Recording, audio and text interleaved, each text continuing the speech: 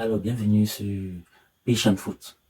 Aujourd'hui, on célèbre la victoire du FC Barcelone sur Como.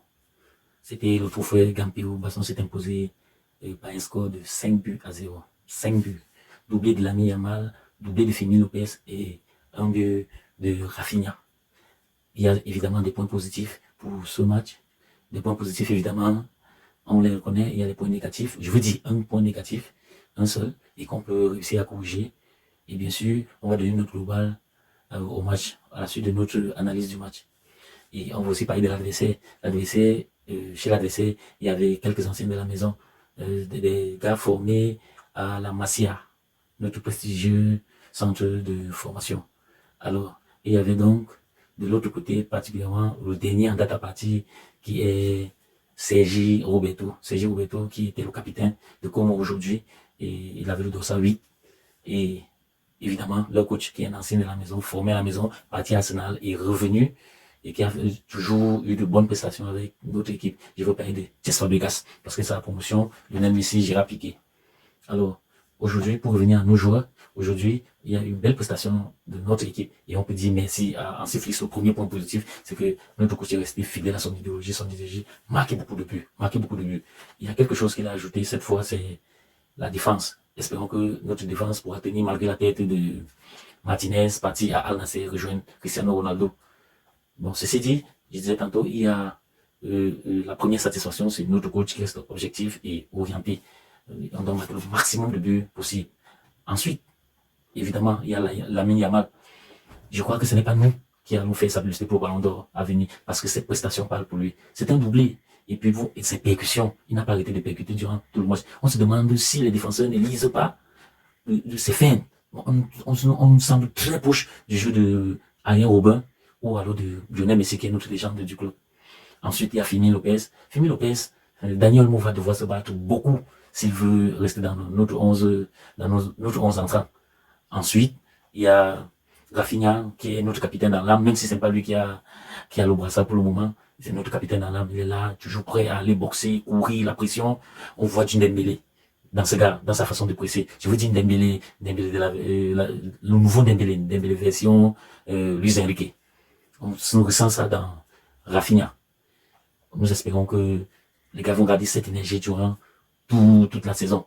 Il y a aussi Pedri, évidemment, il a toujours des masterclass, on n'a pas besoin de revenir sur la masterclass de Pedri, de Young. Et le point négatif que je voulais revenir, la performance globale est bonne, mais le point négatif, on a l'impression que c'est Araujo qui n'apprend pas vite, Depuis sa blessure, il n'est pas revenu avec c'est comme s'il n'a pas toujours de bonnes sensations, il n'est pas toujours dans la dynamique de l'équipe. Espérons qu'il va progresser au fur et à mesure de la saison. Et aussi, il faudrait bien une bonne relève. Parce que nous savons tous que Eric Garcia peut bien jouer le poste. Mais pour le moment, on fait confiance au coach et on espère que Araujo va revenir au niveau de performance globale de l'équipe. Donc, globalement, pour le match, il est venu au moment de donner notre score du match. On va donner un score de 8 sur 10 pour le match. Et comme homme du match, de notre côté, hein, de ce qu'on a vu, c'est toujours Pedri. Il ressort toujours des masterclass. Il faut cependant une fois qu'on parle aussi des ratés de Rashford. Rashford, c'est vrai qu'il faut qu'il intègre l'équipe progressivement, mais ces ratés nous font penser au mauvais Ferran Torres que nous avions eu il y a 2 ans. Mais on espère que ça va s'améliorer. C'est le début de saison et on espère que la machine va prendre. Parce que l'ambition doit être plus grande cette année. Il va falloir que nous traversons le cap des demi-finales et que nous puissions arriver en finale et qu'on puisse vraiment montrer l'étendue de notre capacité. Vous voyez, ils ne vendaient pas cher notre peau en début de saison dernière. Cette fois, ils se rendent compte qu'ils doivent faire avec nous parce que nous sommes là et l'équipe est performante. L'équipe, il y a de bonnes individualités et le collectif est huilé par Hansi Flick. On ne peut que le remercier et on ne va pas cesser de lui donner le mérite lui revient. Il faut que ça dure. Au fur et à mesure que ça dure, nous avons tous besoin de prolonger le plaisir.